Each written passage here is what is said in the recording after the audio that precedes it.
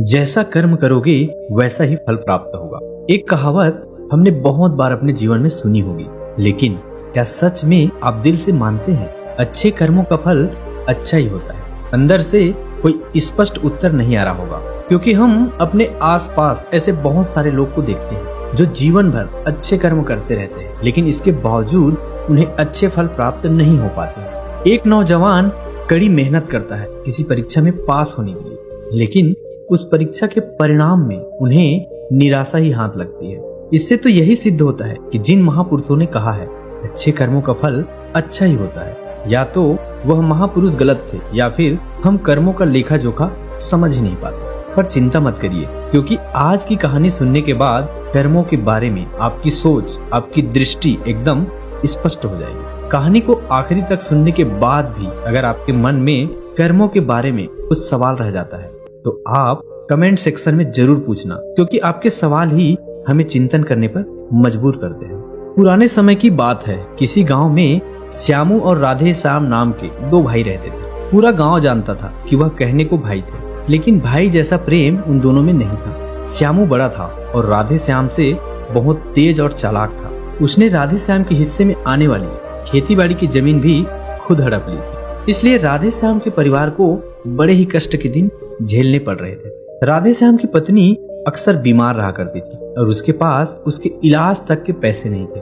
लेकिन अपने भाई के विपरीत राधे श्याम बड़े ही शीतल स्वभाव का इंसान था और कभी किसी के साथ बुरा नहीं करता था। लेकिन उसके मन में अक्सर यह सवाल उठा करता था कि मैं किसी का बुरा नहीं करता, किसी के बारे में बुरा सोचता तक नहीं हूँ, तो मेरे साथ ऐसा क्यों होता है? क्यों मेरी पत्नी हमेशा बीमार रहती है? क्यों मेरे पास इतना भी धन नहीं है कि मैं अपना जीवन अच्छे से चला सकूं? क्यों मुझे मेरे कर्मों का फल नहीं मिलता है? और मेरा भाई इतना धूर्त है, इतना चालाक है और वह हमेशा मजे में रहता है, उसे तो कोई परेशानी नहीं है। वह सोचने लगा कि शायद बुरे कर्मों का फल अच्छा मिलता है, अच्छे कर्मों का फल अच्छा नहीं मिलता। अब धीरे धीरे यह संदेश उसके मन में घर करने लग गया। उसी गांव से कुछ दूर एक सन्यासी अपनी कुटिया बनाकर रहा करता था। जब भी वह सन्यासी गांव में भिक्षा मांगने के लिए आता तो सबसे एक ही बात कहता, जो तूने किया वह तेरे हिस्से और जो मैंने किया वह मेरे हिस्से। राधे श्याम इस बात का अर्थ कभी समझ नहीं पाया। एक दिन जब वह गहरी चिंता में डूबा हुआ था तो उसके कानों में यही शब्द पड़े, जो तूने किया वह तेरे हिस्से और जो मैंने किया वह मेरे हिस्से। जैसे यह शब्द राधे श्याम के कानों में पड़े, वह गुस्से से तिलमिला उठा। उसने गुस्से में उस सन्यासी से कहा कि महात्मन, आप हमेशा एक ही बात का रट लगाए रहते हैं जिसका कोई मतलब नहीं है। अगर आपकी बात सत्य होती तो मैं जीवन में अच्छे कर्म करते आया हूँ, तो मेरे हिस्से में तो अच्छे कर्म होने चाहिए थे, अच्छी फल प्राप्त होना चाहिए था, लेकिन मुझे कुछ भी अच्छा फल प्राप्त नहीं हुआ। मेरी पत्नी हमेशा बीमार रहती है, खाने तक के पैसे नहीं होते हमारे पास। सन्यासी ने बड़े ही शांत स्वर में कहा, ऐसा प्रतीत होता है कि भंते परिस्थितियों से तुम हार मान चुके हो। कठिन परिस्थितियों ने तुम्हारे सोच पर गहरा असर डाला है। बुरे समय ने तुम्हारी सोच भी बदल कर रख दिया है। तुम एक काम करना, आज संध्या समय कुछ फल लेकर मेरे आश्रम में आना, फिर मैं तुम्हारे सारे सवालों का जवाब दूंगा।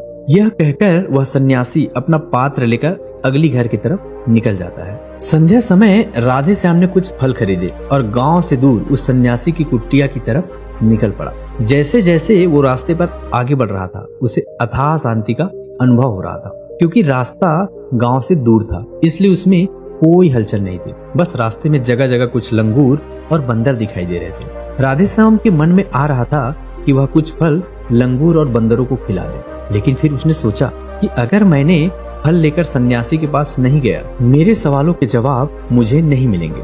इसलिए वह फल बंदरों से बचाता है। वह सन्यासी की कुटिया तक पहुंचा। जैसे ही राधे श्याम उस कुटिया में पहुंचा, वैसे ही सन्यासी बोल पड़ा, अगर मन में था तो फल क्यों नहीं खिला दिया बंदरों को? यह सुनकर राधे श्याम आश्चर्यचकित रह गया। सन्यासी को कैसे पता चला कि उसके मन में बंदरों को फल खिलाने की इच्छा उठी थी? उसने पूछा कि महात्मन, आपको कैसे पता कि मैं बंदरों को फल खिलाना चाहता था? सन्यासी ने शांत स्वरों में कहा कि जरूरी यह नहीं कि मुझे कैसे पता चला, हम तो सन्यासी हैं, सबके मन की बात पढ़ लेते हैं। जरूरी यह बात समझना है, जिस तरह एक बछड़ा हजारों के बीच अपने माँ को ढूंढ लेता है, उसी प्रकार कर्म अपने कर्ता को ढूंढ ही लेता है। यह कर्म मेरे हाथों ही होना लिखा था। और यह कहकर सन्यासी ने उसके हाथ से फल लिए और बंदरों को खिलाना शुरू कर दिया। राधे श्याम इस बात का मतलब समझ नहीं पाया, इसलिए उसने उस सन्यासी से सवाल किया कि महात्मन, मैंने आपकी बात का आशय समझ नहीं पाया, कृपया करके मुझ अज्ञानी को इसकी आशा समझाने की अनुकंपा करें। सन्यासी ने बड़े शांत स्वर में कहना शुरू किया कि भंते, मनुष्य को हमेशा यही लगता है कि वही करने वाला है, वही करता है और वही कर्म करेगा। लेकिन समझने की बात यह होती है कि कर्म आपका खुद चुनाव करता है, आप कर्म का चुनाव नहीं करते। अगर आप किसी काम को करने के योग्य हैं, तो हजारों लोगों के बीच में से कर्म आपको अपने आप ढूंढ कर निकाल लेगा। इसलिए योग्य बनने पर ध्यान दो, कर्म करने पर ध्यान मत दो। अगर तुम सिर्फ कर्म करने पर ध्यान दोगे तो कभी योग्य नहीं बन पाओगे। योग्य बनने के लिए जिन कर्मों की आवश्यकता होती है, पहले उन छोटे छोटे कर्मों को करना शुरू करो, और जब तुम योग्य बन जाओगे तो बढ़ाकर या फिर कहीं का मुख्य कर्म या फिर जिनके लिए तुम बने हो वह कर्म तुम्हारे पास खुद चल कर आएगा। उदाहरण के लिए तुम इन बंदरों को देखो, इन्होंने छोटे छोटे कर्म करके पेड़ों पर चलना सीखा, गुलाटियां लगाना सीखा, और इसी प्रकार छोटे छोटे कर्म करते हुए यह मेरे तक पहुंच गए, और मुझ तक पहुंचने के बाद इनके पास खाना खुद ही पहुंच गया। इसलिए अपने रोजमर्रा की जिंदगी में छोटे छोटे कर्म करते हुए अपने आप को योग्य बनाते जाओ, और जब तुम योग्य बन जाओगे तो अपने आप में बड़ा लक्ष्य प्राप्त हो जाएगा। सन्यासी ने अगला कथन कहना शुरू किया, जो कि बहुत ही जरूरी था। ध्यान लगाकर सुनो। अगर तुम योग्य बनने के लिए कर्म नहीं करोगे तो दूसरे लोगों के कर्म भी तुम्हें प्रभावित करने लगेंगे। उदाहरण के लिए तुम्हारी पत्नी कई दिनों से बीमार है, तुम अक्सर यही सोचते हो कि मुझे किन कर्मों की सजा मिल रही है, लेकिन समझने की बात यह होती है कि तुम्हारी पत्नी बीमार अपने कर्मों की वजह से है, तुम्हारे कर्मों की वजह से नहीं है। तुम्हारे कर्म तो अच्छे हैं, लेकिन क्या पता तुम्हारी पत्नी की कर्म अतीत में अच्छी ना रही हो, जिसकी वजह से वह बीमार हो गई हो, और तुम्हारी पत्नी की कर्मों की वजह से तुम्हें भी दुख झेलना पड़ रहा है।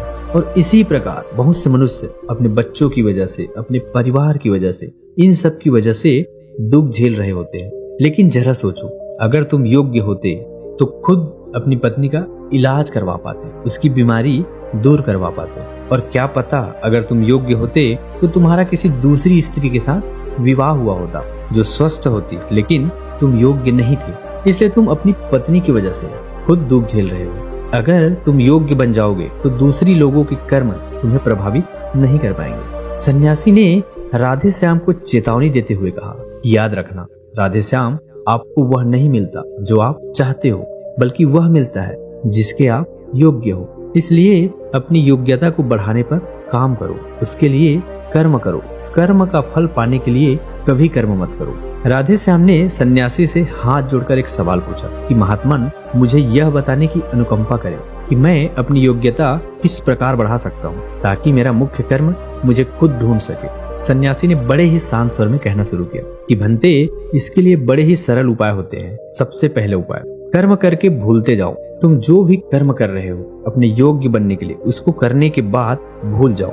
यह मत सोचो कि उससे तुम्हें क्या प्राप्त हुआ। इसीलिए कहा जाता है कि कर्म करो, फल की चिंता मत करो। अगर तुम फल की चिंता करोगे तो वास्तविकता में तुम कर्म कर ही नहीं रहे हो। अक्सर मनुष्य की पीड़ा का यह एक बहुत बड़ा कारण होता है। वह सोचता है कि मैं कर्म तो अच्छा कर रहा हूँ, लेकिन मुझे फल प्राप्त नहीं हो रहे हैं, और यही पीड़ा उसके मन को ठेस पहुंचाती रहती है, उसको अपने लक्ष्य से भटकाती रहती है। किसी काम को करने के बाद अपना आकलन जरूर करे, लेकिन फल की चिंता ना करे। राधे श्याम ने सन्यासी से सवाल किया कि महात्मन, हम अपना आकलन कैसे कर सकते हैं? सन्यासी ने उत्तर दिया, जब भी तुम कोई काम पूरा करते हो तो काम पूरा करने के बाद खुद से यह सवाल पूछो, क्या इस काम को करते समय तुम्हारा ध्यान इसी काम पर टिका हुआ था, या तुम्हारा ध्यान कहीं और भटक रहा था? इस तरह तुम खुद का आकलन कर पाओगे कि तुम कितने ध्यान के साथ उस काम को कर रहे थे, और जितने ध्यान के साथ तुम किसी कर्म को करोगे उतना ही तुम्हारी योग्यता बढ़ती जाएगी। और अगर तुम यूं ही बस पूरा करने के लिए किसी कर्म को करते रहोगे तो उसमें से तुम कभी भी योग्य नहीं बन पाओगे। वह कर्म तो पूरा हो जाएगा, लेकिन उसका फल तुम्हें प्राप्त नहीं होगा। इसलिए अपना आकलन इस प्रकार करो कि तुम्हारा ध्यान वहां पर टिका हुआ था या नहीं था, या तुम्हारे विचार तुम्हें कहीं भटका ले गए थे। और कोशिश करो कि तुम्हारी विचार अगली बार जब तुम कोई कर्म करो तो उसी कर्म पर टिकी रहे, इधर उधर दूसरी बातों में भटके ना। राधे श्याम ने इस पर एक सवाल पूछा कि महात्मन, जब भी हम कोई कर्म करते हैं तो हमारा मन विचारों से ग्रस्त हो जाता है, वह तरह तरह की बातें सोचने लगता है, तो हम किस तरह अपने मन को एक ही कर्म पर टिका कर रख सकते हैं? इसके लिए कोई उपाय बताएं। सन्यासी ने इसका उत्तर देते हुए कहना शुरू किया कि भंते, जब भी तुम किसी कर्म को करते समय अपना पूरा भाव उसमें डाल देते हो तो तुम्हारे विचार उसी कर्म पर केंद्रित रह सकते हैं। पूरी निष्ठा, प्रेम और सद्भाव के साथ किया गया कर्म तुम्हारे विचारों को इधर उधर नहीं भटकने देता। विचार तभी तुम्हें दूसरी दिशाओं में बहाकर ले जाता है जब तुम उस कर्म को पूरी निष्ठा के साथ नहीं करते, उसमें पूरा प्रेम नहीं डालते, उसमें पूरा भाव नहीं दिखाते। जब ये तीनों चीजें तुम उस कर्म में डाल देते हो तो स्वाभाविक रूप से पूरी तरह उस कर्म में सम्मिलित हो जाते हो और तुम्हारा मन और मस्तिष्क एक ही जगह पर टिका रह जाता है। सन्यासी ने अपना बात खत्म करते हुए कहा, अगर कोई इंसान, कोई मनुष्य इन उपायों का सही तरह से इस्तेमाल करता है, उनका पालन करता है, तो वो किसी भी कर्म के लिए अपने आप को योग्य बना सकता है। और अगर वो एक बार योग्य बन जाता है तो उसी बछड़े की भांति उसके कर्म उसको अपने आप ढूंढ लेता है। राधे श्याम को कुछ फलों के बदले जीवन भर का ज्ञान मिल चुका था। उसके मन के सारे सवाल खत्म हो चुके थे। उसने सन्यासी को प्रणाम किया और वहां से अपने घर के लिए निकल पड़ा। रात हो चुकी थी और रास्ते पर अंधेरा छाया हुआ था। इन बातों के बारे में विचार करता हुआ अपने घर की तरफ निकल पड़ता है। दोस्तों, कैसी लगी यह कहानी आपको कमेंट सेक्शन में जरूर बताना, और अगर अच्छी लगी हो तो इस चैनल को सब्सक्राइब करके नोटिफिकेशन बेल को जरूर ऑन कर देना, ताकि कोई भी ऐसी ज्ञानवर्धक कहानी जब हमारे चैनल पर पोस्ट हो तो आपको तुरंत नोटिफिकेशन पहुंच जाए। तो मिलते हैं किसी अगली कहानी में, तब तक के लिए अपना ख्याल रखिएगा। जय हिंद, जय भारत।